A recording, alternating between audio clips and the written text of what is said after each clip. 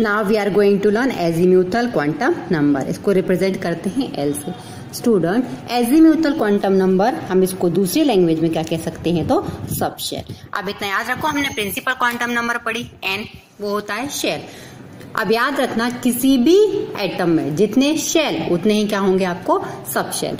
That means अब हम यहाँ पे एक बात करें तो समझो, पहले क्या आ गया आपका शेल, इसको हम क्या कह रहे हैं शेल। शेल मतलब कौन सा हो गया, तो KLMN, ये हो गया आपका शेल। अब जितने शेल है उतने ही हम क्या कह रहे हैं कि सब शेल है। अब सब शेल कौन से हैं, तो S P D F, ये क्या है आपके सब शेल। अब N की वैल्यू कहाँ से शुरू होती थी, तो 1 2 3 4। यहाँ पे सब शेल की दैट मीन L की वैल्यू कहाँ से शुरू होती है, तो 0 से। फॉर एग्जाम्पल यहाँ पे है तो क्या हो गया, इसकी वैल्यू कौन सी, 0। जितने शेल उतने सब शेल। तो एक यहाँ पे तो L भी कितना हो गया, एक मतलब कि यहाँ पे वैल्यू कहाँ हो गई 0। अब L यहाँ पे क्या है 2, तो शेल भी कितने हो गए हमारे 2। अब 2 बनाने के लिए हमको करना पड़ेगा 0 एंड 1। यहाँ पे 3 है तो ये कौन सा हो गया 0 1 एंड 2। 4 है तो 0 1 2 एंड 3। जितने शेल उतने सब शेल।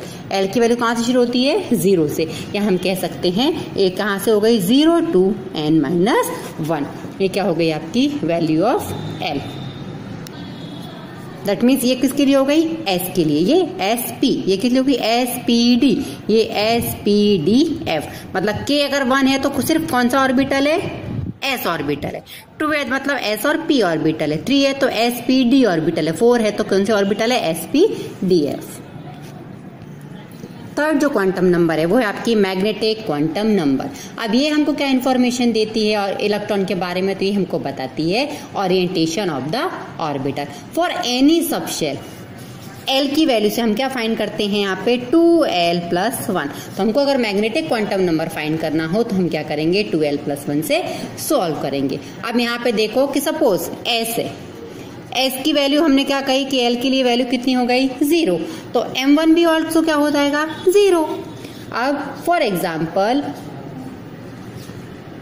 P है, कौन से हो गए दो यहाँ पे P है, दैट मीन्स L की वैल्यू कौन कौन सी हो गई, एक तो हो गई 0, एक क्या हो गई, कौन सी हो गई वैल्यू 1। अब यहाँ पे मैग्नेटिक क्वांटम नंबर की वैल्यू कितनी हो गई, अब यहाँ दो सब सही S है और ये कौन सा है P। तो S के लिए तो हो गए 0 1 है, दैट मीन्स इसकी वैल्यू कौन सी हो गई 3। एक तो हो गई 0 और कौन सी हो गई आपकी यहाँ पे -1 और कौन सी हो गई, तो ये +1।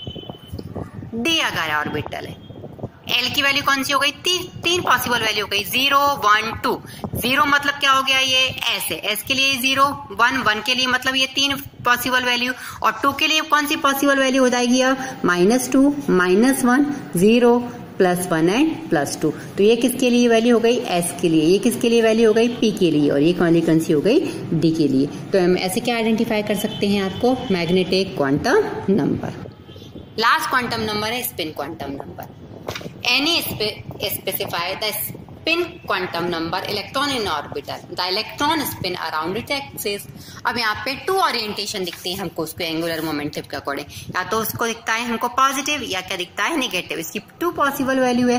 पहला इलेक्ट्रॉन अगर ऑर्बिटल में गया है तो +½ दूसरा अगर गया है तो -½ और इसको हम एरो से भी शो ऑफ करते हैं। पॉजिटिव है तो अपर डायरेक्शन में और नेगेटिव है तो लोअर डायरेक्शन में। तो ये क्या था आपका spin quantum number and this is known as Pauli's exclusion principle.